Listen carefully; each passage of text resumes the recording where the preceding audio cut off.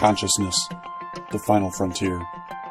These are the voyages into the universe between your ears. Our mission: to explore collective wisdom, seek out amazing secrets, and spread the message of personal potential.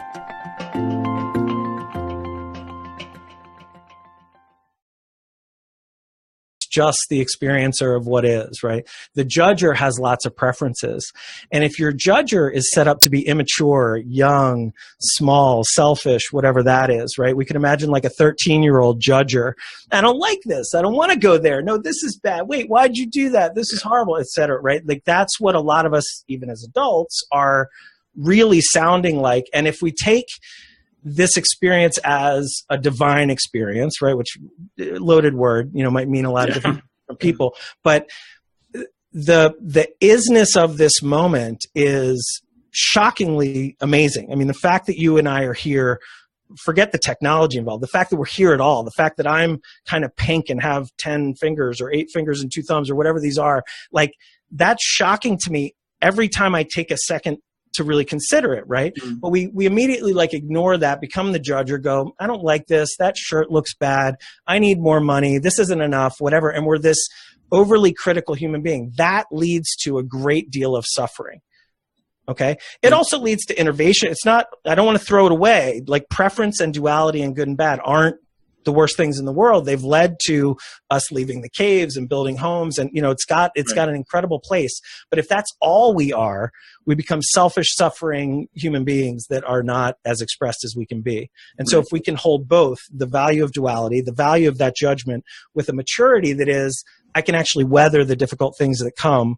And in that, I'm not afraid of the difficult things that come. So think about the courage that all of a sudden can flow in if I'm not afraid of becoming sad, if I'm not afraid of... And confidence and just. Is that useful, or is that... Yeah, absolutely. I'm with you, and I had a thought that I wanted to... And just that fast, it's gone. So it'll come back to me.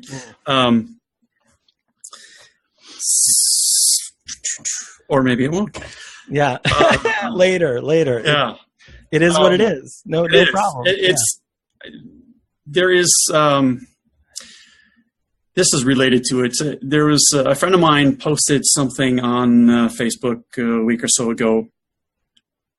And I don't remember exactly what it was, it was a meme thing that she put up. And I don't remember exactly what it was. It had something to do with, what's our purpose here? That kind of question. And the thought just came to me, and I responded and said that the process is the purpose. It's like I'm kind of leaning towards the idea that different teachers will tell you, oh, we're here as these spiritual beings having a physical experience in order to expand, in Abraham Hicks language, or you're expanding the realm of thought. You're on the cutting edge of thought, and other people will talk about other things. And the idea just hit me that it's, to me it makes sense that the only real purpose is to experience the stuff. It's, we're working towards higher consciousness in some way, shape, or form, however that turns out to be when we get there. But that's one of those things. It's so hard to explain in a concise, in a clear way. Yeah. But that's also one of those things I think we all sort of have a feeling like we know it, right? But I'm thinking that and it gets back to the cliches of stop and smell the roses, and it's the journey, not the destination. Can I cut in on you here? Because this is an interesting idea. So to me, what's really clear is we are the meaning-making machines. Mm-hmm. And if we're going to talk about any meaningful perspective shifts, then we're going to have to be able to change our own meaning, right? And literally our own beliefs, because belief is Belief is simply this: assuredness of meaning, right? That's what it is. It's like, I don't have any evidence, I'm not really sure, but I'm going to believe that this is so. And I don't mean beliefs that you know you're choosing. I don't even mean necessarily religious beliefs. I mean the meaning making that you're making every day, where you actually think it's real, and if you were tested, you'd be like, that's real, and it happens to not be, right? We're making this meaning up all the time ourselves. So my thought is that the meaning of life and the purpose of life, right, is super important to us, but to the universe or to everything else, it might just be really nothing at all, right? There really doesn't seem to be any meaning out there. Now, that doesn't mean that us making meaning isn't super important, right? It is, right? You can make bad meaning and be totally dysfunctional and hurt yourself and hurt a lot of other people, and I would say that's bad in duality, right? Let's not do that. And I would say if you make better meaning, you're better at that. You can live a happier life. You can be full of purpose for others. Like, this is amazing. But it's still all a human game, right? The Earth and the solar system and the universe doesn't really care if humans extinct themselves, right? Like, it doesn't really matter to anything else. So we're making up purpose all the time. So before, when I was saying go find your purpose, that's a personal game. That's up to you.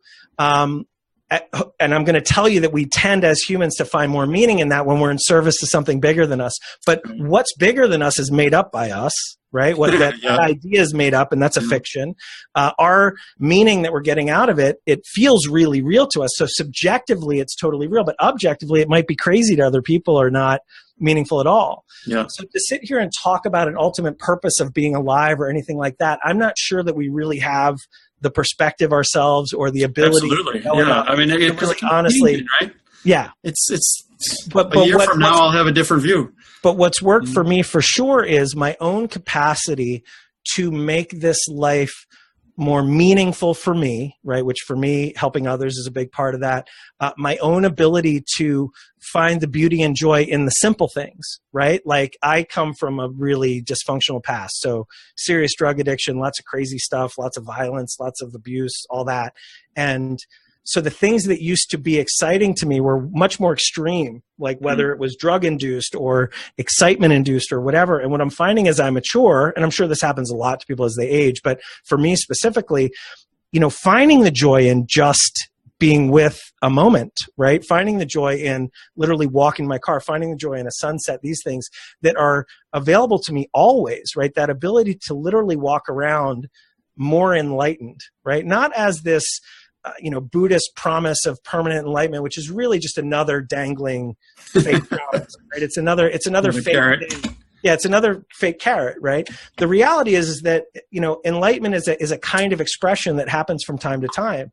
And if you're in the moment, if you are, making love with somebody you care about, and you have this 30 seconds where you're really connected, like, that's as enlightened as anybody gets ever. Right? Now, if you practice it and you live that way more, you may appear more enlightened to other people or whatever, but that's all we're talking about is, can you grab those moments more and more and more, and then still navigate the duality of our life, the making money, the difficulty of, whatever it is, if you're running a business or you're an employee or whatever. So, for me, it's like, what's the highest function of human beings? And what seems absurd, if I could just keep ranting for another 10 seconds, is we're so incredibly dysfunctional, right? Yeah. Like lots of stuff works amazingly, and I don't want to discount like where we are, right? We can be really upset with the world or current political stuff or whatever we want to be crying about. Almost everything works almost all the time. Like, we've got real complex systems that, like, my car keeps working every day, like with only minor hiccups that it gives me a warning about well before, our energy system, like, it could be attacked and go down, but like, it's really, most things work most of the time, and that's astonishing. But that said, this level of happiness, this level of contentment, the way that we could be more kind to each other, all that, it seems silly to me that we haven't figured that stuff out to a better degree, right? And so it's been really important to me to figure that out personally, and then figure out how I can share that with other people in ways that are, I think some of that is that we, and I don't know if people have ever been taught, but we certainly currently are not taught at any point growing up to look inside. Right? Just to be introspective, to ask yourself questions that are worth asking. right? But part of that goes back to the observer state. If you're just in the middle of the mix all the time, you can't, right? You can't ask those. You're not even. You have to get to a point where you can stop and say, all right, I need to question myself about this. Well, explain that to me, because we're always in the middle all the time. Do you mean the middle of chaos? What do you mean? Kind of. I mean, if you're, you're talking about slowing your thoughts down, right? Or eliminating thoughts for whatever period of time. I was on your website a half an hour before we got on this recording, and I was on the back to breath. Mm-hmm. And you were talking about that it was the 30-second challenge, and I tried it. Right? Yeah. And I went maybe 2 seconds.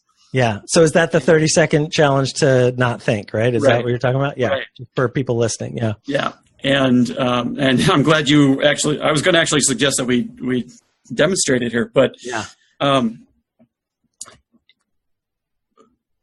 so when the thoughts are going, mm-hmm. being able to stop them in order to be a little more focused with your focus, if that makes sense, to ask a question of yourself that is challenging. So why is that interesting to you? So what is the question? Like let me give it a different set of parameters.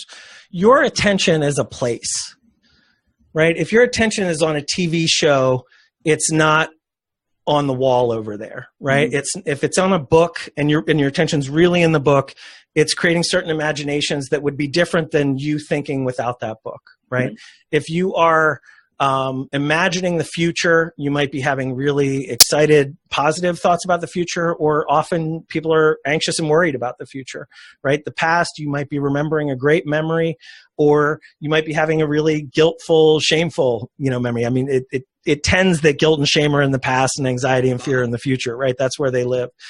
And so all of those places, whether it's you're imagining the past or you're thinking about the future or you're in some imagination, which is a total fiction, all of those are thought. Yep. All of those are they're different places in thought, which is this infinite set of rooms or set of places where your attention could be, right? But attention is the main muscle that's here. If you have no ability to guide your attention, then you're a victim to this bouncing ball of what other people, marketers, some abusive person, some whatever, your own belief systems, things you can't see. You're going to be a victim of where's my mind now, right? And some people are victims of that, and they're way more focused, right? Really effective people, they might think really well, but they still may not have any access to this other place. But all of those mostly are away from here, right? They're often in time, past and future, or they're often imagination, but they're not here, right? So here we have that we can all talk about our five senses at least, right? But our five senses, let's just be really in down home stuff. If I put my attention here on my breath, on my knee, on what my heart feels like, on what my feet feel like on the ground, that literally lights up a different part of my brain. That is truly moving my mind from thought everywhere else into experience. That's all, okay? Right. And if we have no ability to do that, if we've never been trained, nobody ever taught us, it's never come up, our normal thing to do, a lot of people who teach meditation say, well, the normal state is this calm, present state, and all you have to do is awaken. That's bullshit. That is not true at all. Our normal state, if you just look at everybody out there, is to think and to worry and to model and to let their attention be kind of everywhere. If you don't gain mastery of your attention, you're playing some type of thought game where you're trying to get to good and you're moving away from bad as best you can. And you may succeed at that. Within duality, there are people who have more pleasure and they have okay lives, and you can live your whole life that way and be great. But you're not going to be awake in that next level of being, which is so much more concrete and simple than people think it is. It is not mystical or magical or difficult. It is literally garnishing the ability for your mind to have access to thought and to experience. That's it. It's this quick move. That's like ground floor. Then within thought, we have to gain mastery, which I have a different thing called Recode Your Mind, where it's like, how can we actually get past what's happening with our subconscious thing there, and why are all my thoughts negative, or why are so many negative, and all that. So we have thought and experience that we need to gain some mastery over. And then when we're thinking, we want that to be optimized as well, right? So within thought, and that's, I'm sure, where you and your mindset stuff and all that have a lot to talk about. But if we have no ability to be in experience, then even the joyful moments themselves aren't as rich, right? Thich Nhat Hanh talks about like eating an orange wedge, like one wedge of an orange, and spending like a half an hour eating one wedge of an orange, letting it slowly open in his mouth, right? Nodule by nodule in his mouth. And just think about that. How do I unconsciously eat an orange? Well, I throw it in and nom, nom, nom, and it kind of tastes good, but I kind of just want another one, and I'm off to the next, right? So who's wealthier? Think about that. It doesn't matter the zeros in your bank account. Who's wealthier? Somebody who can actually take something that's so simple and little and pull a half an hour out of just endless kind of flavor and joy. Like, it's this ability to experience the isness of the moment so much more deeply, right? It's almost like getting a massage, and you have the best masseuse in the world, right? Who's giving you this massage.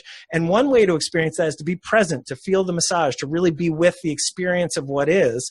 Or somebody else could be in there like worried about their taxes or some legal thing going on or whatever, and their attention isn't anywhere in the experience of what's going on, right? So that ability to be with what is and be really appreciative of what is a muscle that we get. And when we gain this, when we get this, thought takes this correct place in our mental landscape. Instead of being a victim to thought that we can't stop, or it's this wild horse that we're just kind of following or we're lost on, we actually can apply our mind to think, because it's now been downgraded from the main operating system to a really functional tool that we can place on something and use, and then kind of put it to bed and come back into presence and being here.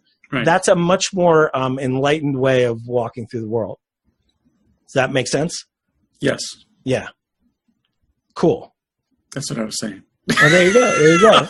There it is. Yeah, but it's what I was trying to get to is just that we're the only time when we start to get training in this concept, right, is once we become adults.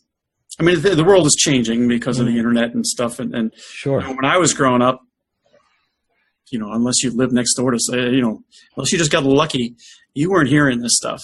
Yeah. Today, it's out there everywhere if you look at all. Yeah. But we still don't teach kids, right, to question their own decisions, right? To just the example, and people who, if anybody's paid attention to the show more than once, you're probably tired of this, but the example that I use a lot is, there's a dinner party and a couple of people are standing around talking, and little Johnny walks up, and he's 5 years old, and he just announces, like kids do, "I'm going to be a cowboy." Yeah. And the usual response is sort of, pat him on the butt. "That's nice. Walk. The adults are talking. Go play." But what ideally what ought to happen is somebody should say, "Well, cool, a cowboy. What do you got to do to be a cowboy? Do you need a horse? Where do you get a horse? Do horses eat? What do they eat? Do you have to buy a horse? Can you rent a horse?" And it doesn't matter what the questions are. It's just about, it's really ultimately about teaching them to do the same thing every time they make a decision, so that they will make better decisions, because they will be moving towards that. They'll have that ability to be that observer who's questioning. Well, I'll share with you. This is my stepson, Manny, right? And I adore him, and I spend a whole lot of time inviting him to tell me what his breath feels like. We actually sit around the dinner table and meditate for a few breaths. We have a thing at 11:11. Anytime anybody notices that, we always say, 4 breaths, like one for all the ones, and we just sit and kind of close our eyes and take breaths. So, some people are trying to share it with kids. I've been, of course. For sure. Yeah. I've been invited to speak to, there's some people who are trying to get me into schools and stuff. And you taking your message to underprivileged, kids and things like that. I mean, I think I am with you, man. It's really important.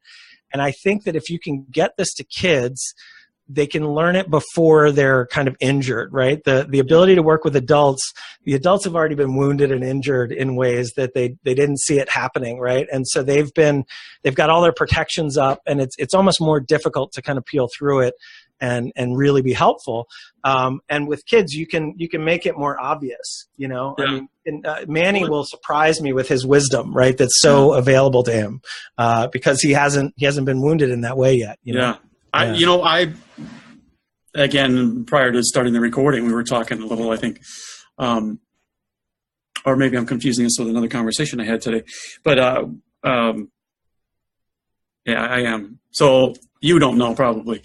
5.5 years ago, I was on a job that I'd been on for 15 years, and I got a phone call. Today's your last. I was going to give you a real Reader's Digest version. What did you do for work, just out of curiosity? It was computer support. Okay, got it. And I got a phone call. Today's your last day. Go home. Done. And so lots of notice. That's really helpful. Thanks, guys. Yeah. And so I went home, and then I didn't work again for 2 years. Wow. And partly by choice, but partly not by choice. Yeah. And so the quote unquote experts will say that a middle-aged man who has his career yanked out from under him is supposed to suffer. Right? You're supposed to go into depression. You're supposed to be questioning your value on the planet, all this stuff. Yeah. Who am I if I'm not this? Right? And none of that happened to me. And when I became aware of that, then the question immediately is, well, okay, how come? And it just went back to stuff that my mother had been searching for answers her whole life. Yeah. And her biggest issue, I think, personally, she didn't want to accept responsibility. So she never found anything that she could hang her hat on and make progress with. But as she was going through these different ideas and different people, she shared a lot of it with me. And so I got exposed to Wayne Dyer when I was 14 or something. Yeah. And people like that. And I consumed this stuff because it was interesting. I didn't worry about, am I supposed to be able to do this stuff? These guys, they got a book, man. He's an expert. He knows, he's telling me what I can do. Yeah. And so I just accepted it, and then down the road in life, it turned out to really benefit me because I didn't suffer from losing that job. And it's been a lot more consciously looking at this stuff since that point, but it saved me just so much grief from, friends dying and things like that. And you just don't experience, because you have that different perspective, and you're able to see that it's not, we feel loss and all of that, but it's not the end, and there's more. And so what was my point in all of this, Rob? Help me. Before I started talking about that. Shit. Well, I know that we were talking about kids understanding this. We were talking about your mom giving this to you a little bit early. When we get it early. Oh, you were talking about, that idea of you haven't been broken yet. Right? Yeah.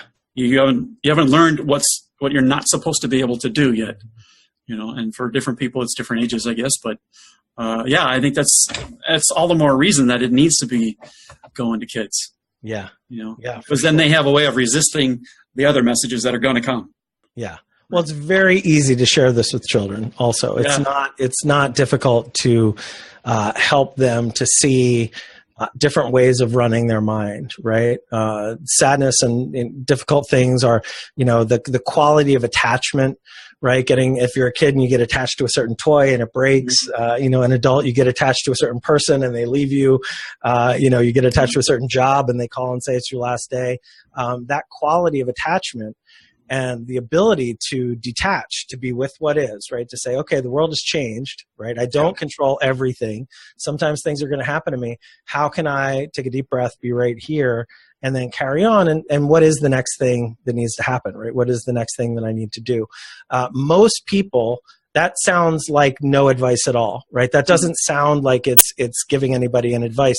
But the function of being able to be with what is courageously, right, deciding that and doing it, allows you to then take actions that are more empowered. If you're not afraid, as we said before, of feeling fear, right? Like if you're not afraid of fear, then it's okay to go do the occasional scary thing. I'm not saying go get into danger necessarily, but that speech that you've been resisting, that exactly. That book that you want to write that you're scared you're going to be embarrassed because nobody's going to read it. If you're not worried, if you really have a sense of self-worth and self-love, and the quality of your every moment is rich, right? Like one thing that I say is my main love affair is with the universe, right? It's literally with, and that's not an idea. That's not like a deity outside that I'm separate from and in love with. It's literally down at the basic experience of being, right? It's my perspective of me and this perspective of the universe, and how can I make that my main love affair, right? So Manny, who I just showed you, I adore him, but he's an aspect of the universe, right? Like I'm not unclear on, he would never become the most important thing to me, because then I'm really at risk. Like if he were to, God forbid, something horrible happens, or, things go on, he's an aspect of the whole, right? So I'm in love with the whole. I'm in love with all of it really, really deeply. And I've cultivated that. I've done work to be able to be that. And so that brings me a durability that is, I'm not afraid of getting on something like this and saying something stupid, or people slamming me online, or, I can be out there a little bit more and not be upset about what's going to happen, because whatever comes, it's going to be okay, because I'm in love with the whole thing. Does that make sense? Yep. Yeah. So let me ask you, how much of being able to hold that kind of perspective is the idea of eliminating expectations? Because that's seems to be a really big piece. Yeah. So attachment of what makes us upset in whatever shape that takes. Totally. So suffering is resisting what is, right? Remember I talked about the punch in the arm. I've got this isness and I'm resisting what is. Okay. So my attachment to something being better is my what is doesn't include the Tesla, or my what is doesn't include some fiction of the love of my life, or whatever that stuff is. So all of a sudden I'm suffering, right? So all your suffering comes from resisting what is. And your resistance to what is often shows up in this form of attachments to things. I'm supposed to be richer than I am. I'm supposed to be funnier than I am. I'm supposed to be better looking. I'm supposed to have better friends. I'm not where I'm supposed to be. And here's the human lie. The human lie is, one day I'll get there, right? But I'm promising you that past and future are living in thought. They're not real places. Even if you were to imagine your past, we can't get back there. If I invite you to go to the future, you can't. You're always here. You're always present. And so here's where we're trying to get. We're actually trying to get here. Satisfied, happy, fulfilled, real. Okay? Now the people in our culture hear that and they go, yeah, but then what am I going to do? Just sit on a stump? I can't do that. No, there's doing within that. But if I don't have the muscle of being grounded and happy here with exactly what is, that muscle of being satisfied with what is, gives me the real sense of joy. Gives me the real sense that art of fulfillment is now it. There's also the science of success, and that does unfold over time. That's like, what's the goal? But my attachment to those goals has to be what I call detached goals, right? So they're real, I care about them, but they're a game. If they were to go away, I can choose another game. I can do something else, right? And I'm not judging myself based on those games. I'm judging myself based on, well, did I show up in everything that I control, right? What's interesting is, there's a difference between goals and intentions. Okay. So, and they're both really valuable to set my path, right? Where do I want to go in my doing? Okay. Hopefully I'm carrying over here. I'll keep showing you my tattoos over here. This says stillness in motion, right? So stillness in motion is this idea of being still and fulfilled, right? Stillness is what you might manifest on a meditation cushion or something, right? That ability to be truly still and awake, right? Well, you can carry that. Most people who get any sense of that have to be on a meditation cushion to have that, right? And then as soon as they get up, they're back to thinking and they can't do the being and doing together. Well, stillness in motion is this much more awake of realizing that you can, with every step, remain still in your doing, right? And so very awake, very present in your doing. But there is doing. There is, what do I where am I going from here? Am I going to make myself a sandwich? Am I going to build a big business? What am I doing?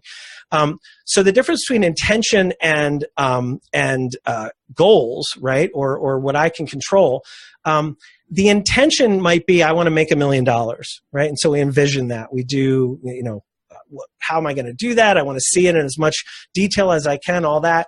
But my goal that I set for myself has to be something that I completely control. Okay. Now, the $1 million requires other people. It requires things that are not me. Other people are going to have to buy stuff. They're going to have to make decisions. And I don't control that. So it's great to have that intention to give me clarity on what my goal is, but I then have to break that down into like, what part of that do I control? So the $1 million, okay, that means I've got to do 3 launches, or that means I've got to do whatever to get to that place. What do those launches entail? Well, that's going to be this many marketing messages and this many sales calls and this many webinars and whatever the real down-home things are. When I get to that thing, I'm not judging against the intention. If I really want to, be healthily critical of myself to grow, I'm going to judge myself on, did I show up to do all those things, right? Maybe I only made 800,000. I didn't make the $1 million. Okay. But it's not a failure if I did everything that I set up to do. I can learn from that and go, wow, I'm going to have to do different things in the future. So many people are getting attached to the $1 million. They're not even deciding what's important for them to do about it. They're then getting sad that it's not a reality because they don't have that ability to even appreciate what is now, and they don't have any real ability to grow in what their capability is over time to really become a more influential person and do what happens. Right. The universe will not always meet you exactly where you intend, right? Your imagination doesn't always come exactly true, but your imagination can drive a realistic conversation with yourself about how do I need to show up over this? And maturing is getting better and better and better at how you show up in that way.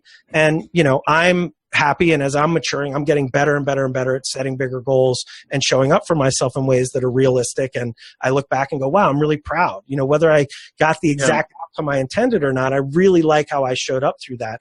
And that goes into another deeper sense of sort of self-fulfillment, self-love, confidence. Well, that's the purpose is the process, right? There you go. That all of that work that you put in brings lessons. Add another P. Sure. The purpose is the presence and the process, right? Yeah. So the presence and the process together. Yeah. Yeah. I like that. It. Yeah. That's great. High five, virtual. There you go. Nice. Cool. I don't know what else I want to ask you. Yeah, I think that might be amazing right there. Yeah, we could do a mic drop right there. That's a pretty good pause. Yeah. Well, let's do this. My co-host, Gabi, I know you're going to watch this, and you're going to be kicking yourself that you weren't here. If you're up for it, I would love to commit you to a future round 2. Sure. Because Gabi's got plenty to say on all this stuff, and he comes from a whole different perspective than I do. We share some stuff, but he comes out of left field all the time for me. Awesome. And he's got a son who's about to turn 13, I believe, and he's high-functioning autistic, and so he's got all kinds of other perspectives, unusual stuff that goes on that most parents don't deal with, and so he's got some different perspectives, and it's fun. But so before we wrap this up, how do people get more of Rob Scott? What's Yeah, so one is they could just go to robscott.com. There's a ton of blog stuff there. There's things to sign up for. There's all kinds of free things. I was probably one of the very first podcasters when that technology came out. If I'd continued podcasting, I think if there's anything I did wrong, it was stopping that podcast, because I really had a big following like 13 years ago. I mean, literally forever ago. But I'm going to start again anew. So soon will be a new podcast coming out from me. You can still find the old one. It's great stuff. It's timeless stuff, in my opinion. Then there's three kind of offerings I have. There's a free one that you mentioned, which is Back to Breath. It's a 7-day mindfulness challenge, which is totally self-guided, and you get to choose. It might be a minute a day, or you can, do whatever. We've got a Facebook group with hundreds of people in it that are all in there for free, just kind of supporting each other with this mindfulness challenge. And I'm proud to say people have written me and said that they didn't not to be morbid, but they didn't commit suicide because they did that challenge. So it's a daily audio from me that takes you through 7 days of understanding what mindfulness is, what this moment is, what this experience thing is versus thought. So super useful. I invite everybody to go check that out. And then the offerings that I have is one is called Recode Your Mind. That's a digital product that is affordable for everybody to go through, and it's a real mindset training program. And then the deepest thing that I do is called the Identity Shifting Mastermind, and that's where we're going beyond mindset into deep emotional mastery, deep behavior mastery, right? So habits, all that becoming over time versus real enlightenment and happiness in the moment. And I'm super proud of all of it. You can go to recodeyourmind.com to learn more about that. You can go to identityshifting.com to see about identity shifting. And so those would be all of the ways that people could check out what I'm up to. Cool. All right, and we'll include that stuff on the show notes. Dig it. As well as you would expect. Let me thank you for this time. I really appreciate being here, man. This is a lot of fun. Thank you for saying yes. I get so much out of having these conversations, and I keep saying this over and over, but it's not even in the moment because I'm going to do the production of this, and so I'm going to hear this 2 or 3 more times at least. Oh, wow. And then there's... I'm sorry. There some of them... Yeah. But I think I'm wired that way where I don't have the epiphanies necessarily in the moment. But somewhere down the road, there'll be a conversation that happens and something will come out Good. that I couldn't have said, a couple of weeks ago even. Yeah. And that's kind of how things show up for me. So you're contributing. Is where I'm kind of going with this. This has been a really good conversation. This is a very valuable conversation. So I hope I'm not the only one who feels that way about it. I hope so too. It's been valuable for me as well. Thank you, man. I appreciate it. Thank you. Yeah, so yeah. All right. I will let you go. Thank you. And look forward to having you back. Sounds good. All right. Thanks. All right. Bye-bye. Hi, this is Tim Starr. Thanks for joining me and Gabi on the universe between your ears. We really appreciate you taking the time to hang out with us for a little while. And we'd like to see you again. So be sure to subscribe wherever it is you're consuming the podcast from, whether it's YouTube or Stitcher or iTunes or whatever the hell else is out there. We want to see you again. We also want to hear from you. So let us know what you think of each episode. Let us know if you got an idea for a future episode that you think would be just killer. Absolutely, let us know. All right? Thanks again, and we will see you next time around. Bye-bye.